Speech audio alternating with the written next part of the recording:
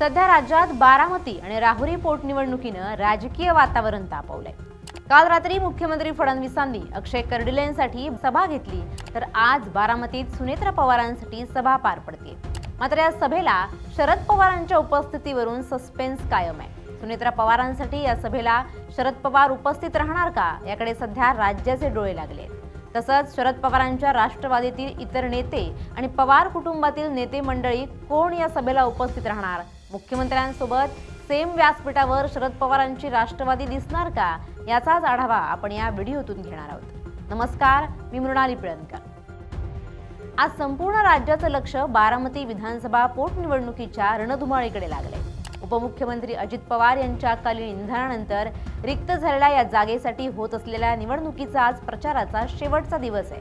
बारामतीच्या शारदा प्रांगणात आज सायंकाळी होणारी सांगता सभा ऐतिहासिक ठरण्याची चिन्ह आहेत। मात्र या सभेत सर्वांचं लक्ष ज्यांच्या उपस्थितीकडे लागलं होतं त्या शरद पवार यांच्यासोबत आता मोठी बातमी समोर येते।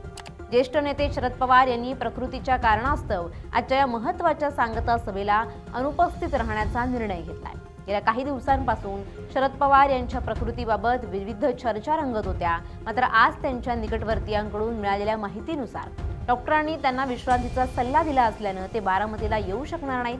त्यामुळे सभेच्या मंचावर पवार साहेब नसले तर त्यांच्या अनुपस्थितीत पवार कुटुंबातील इतर सदस्य कशा प्रकारे किल्ला लढवतात, याकडे आता राजकीय विश्लेषणाचं लक्ष लागलंय।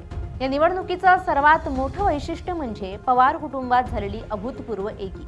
राष्ट्रवादी काँग्रेसमध्ये उभी फूट पडल्यानंतर बारामतीत काका विरुद्ध पुतण्या असा संघर्ष पाहायला मिळाला होता। परंतु अजित पवारांच्या निधनानंतर ही राजकीय समीकरणं पूर्णपणे बदलली आहेत। सुनेत्रा पवार या महायुतीच्या उमेदवार म्हणून मैदानात आहेत आणि त्यांना विजयी करण्यासाठी संपूर्ण पवार कुटुंब एकवटलंय। यामध्ये सर्वात महत्त्वाची भूमिका पार पडतायत ते म्हणजे कर्जत जामखेडचे आमदार रोहित पवार।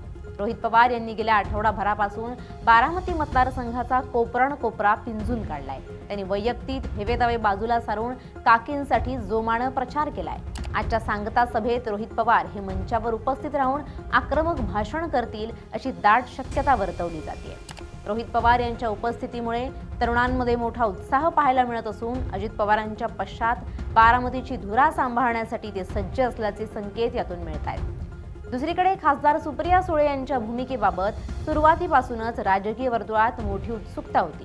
सुप्रिया सुळे यांनी या पोटनिवडणुकीच्या संपूर्ण प्रक्रियेत अत्यंत संयमी भूमिका घेतली। त्यांनी यापूर्वी स्पष्ट केलं होतं की हे संकट कौटुंबिक आहे आणि अशा वेळी राजकारण गौण ठरतं। मिळालेल्या माहितीनुसार सुप्रिया सुळे यांना आजच्या सभेचे अधिकृत आमंत्रण देण्यात आलेलं आहे। देवेंद्र फडणवीस हे या सभेचे मुख्य वक्ते असल्यानं सुप्रिया सुळे त्यांच्यासोबत एकाच मंचावर बसणार आहेत। जर सुप्रिया सुळे आजच्या सभेत उपस्थित राहिल्या तर तो बारामतीच्या राजकारणातील एक मोठा टर्निंग पॉइंट ठरेल। बारामतीकरांच्या मनात आजही पवार या नावाप्रती प्रचंड आदर आणि निष्ठा आहे। त्यामुळे सुप्रिया सुळे आणि रोहित पवार यांनी एकत्र येऊन सुनेत्रा पवार यांच्यासाठी साकडं घातल्यास त्याचा मोठा परिणाम मतदानावर होऊ शकतो। या सभेचं आणखी एक वैशिष्ट्य म्हणजे मुख्यमंत्री देवेंद्र फडणवीस यांची उपस्थिती। महायुतीचे नेते म्हणून फडणवीस आज बारामतीत शक्तीप्रदर्शन करणार आहेत। अजित पवारांच्या निधनानंतर बारामतीचं नेतृत्व कोणाकडे जाणार याबाबत अनेकांच्या मनात शंका आहे। अशा वेळी देवेंद्र फडणवीस बारामतीकरांना काय आश्वासन देतात आणि महायुती सरकार बारामतीच्या विकासासाठी कशा प्रकारे कटिबद्ध आहे हे सांगण्यासाठी ही सभा अत्यंत महत्त्वाची ठरणार आहे।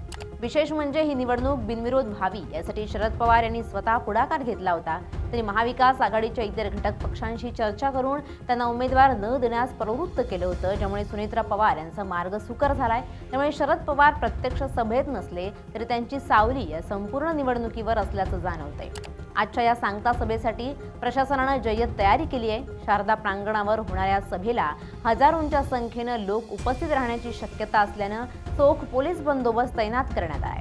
ही सभा केवळ एका जागेसाठीची पोटनिवडणूक नसून ती पवार कुटुंबाच्या अस्तित्वाची आणि बारामतीच्या भविष्यातील नेतृत्वाची नांदी ठरणार आहे। रोहित पवार यांची वाढती सक्रियता आणि सुप्रिया सुळे यांचा संयम यातून बारामतीची नवी राजकीय दिशा स्पष्ट होणार आहे। साहेबांच्या अनुपस्थितीत सुनेत्रा वहिनींचं मताधिक्य वाढवण्यासाठी रोहित पवार आणि सुप्रिया सुळे कशा प्रकारे प्रयत्न करतात हे पाहणं आता औत्सुक्याचं ठरेल। संध्याकाळच्या सभेत देवेंद्र फडणवीस काय बोलतात आणि सुप्रिया सुळे आपल्या भाषणात काय बोलतात यावरच मतदानाचं भवितव्य अवलंबून आहे।